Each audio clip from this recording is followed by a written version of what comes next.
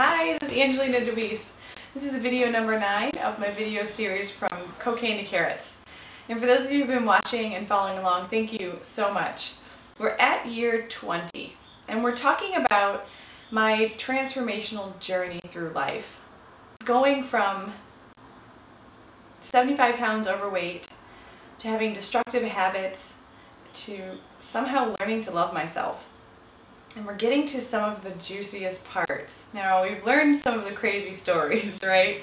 But I want to start sharing with you now, how did this transform? How did this change? How did my habits, my view of myself and my weight, how did that change?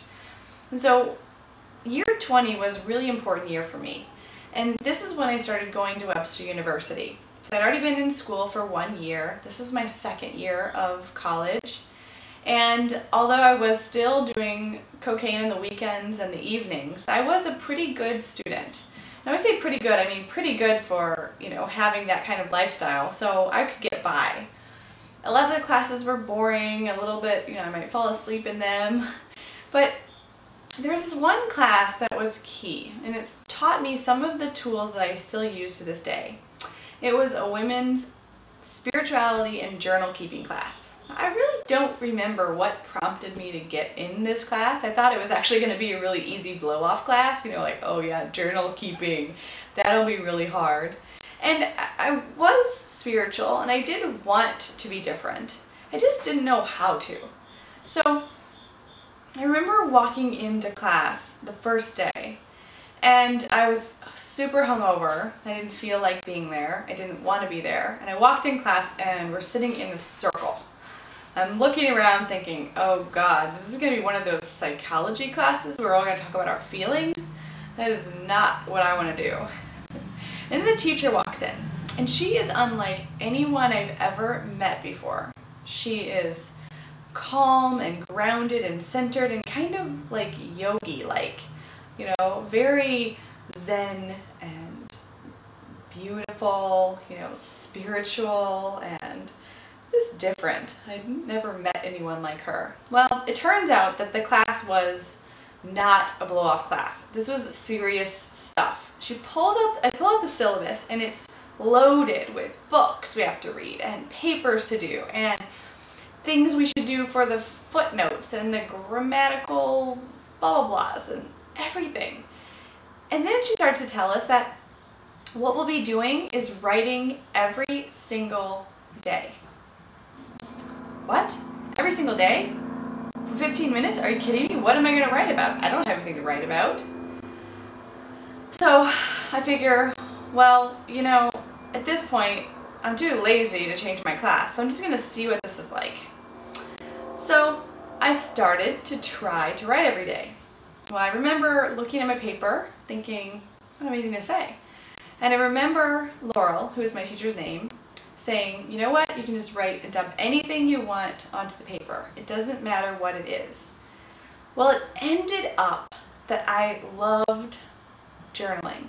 I loved writing. It was one of the newest forms of me talking about my feelings, talking about myself, talking about and exploring, me.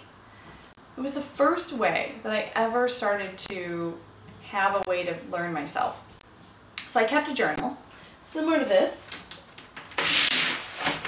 Look kind of like this, and it had loose leaf paper, and I'll actually get out, I have journals from, oh gosh, the whole 4 years of college, but I would start to put in cards and letters and pictures and everything. I collected everything in this journal. It became my everything, and I would write every day.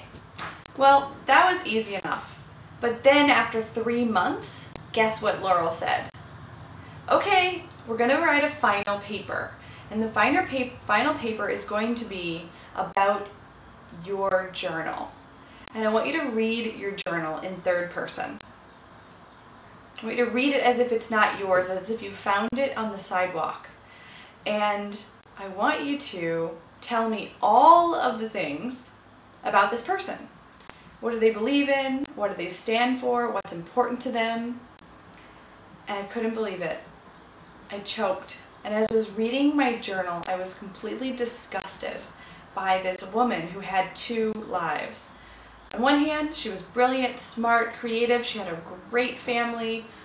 On the other hand, she was out at night, partying, doing lots of terrible things, putting herself in lots of situations and waking up feeling terrible and gross and guilty.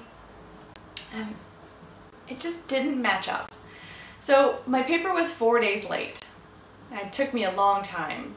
And as we're looking at this part of my life, I want you to be mapping this onto yours. So first thing is that I want you to look at your life in third person.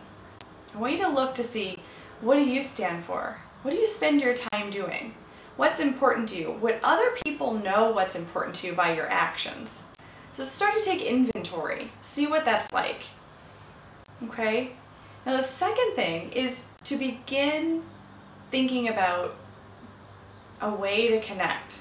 Journaling can be a really powerful tool. And lastly, to know that when there's something that's really important to you, similarly to writing my paper, I wanted to do it really good, I wanted it to be perfect, I wanted to sum it up, I wanted it to be, this wonderful thing. I got stuck for 4 days. I smoked cigarette after cigarette after cigarette, I drank coffee, cups and cups and cups, and I stayed up all night, pretty much, like tearing my hair out, highlighting, writing, highlighting, writing. And I did finish the paper, and I turned it in. And it was the most transformational thing that I've ever done, was stepping out of what I knew myself to be and writing a paper about something that was really scary. It was really vulnerable, kind of like these videos. It was really vulnerable to do that. So I'll share in the next video with you what happened when I turned in the paper to my teacher, because I shared with her some of the things that I hadn't shared with anyone. So I'll be moving forward. But your assignment for tonight is, number 1, take inventory of your life. Number 2, think about journaling as a way for you to connect with yourself. And number 3, look at any area where you're stuck, where there's fear, and begin to look to see just how important that thing is to you and what would it be like if you did it anyway. And that's it. That's all for tonight. This is Angelina Deweese signing off. I'll see you at the next video. Thank you so much.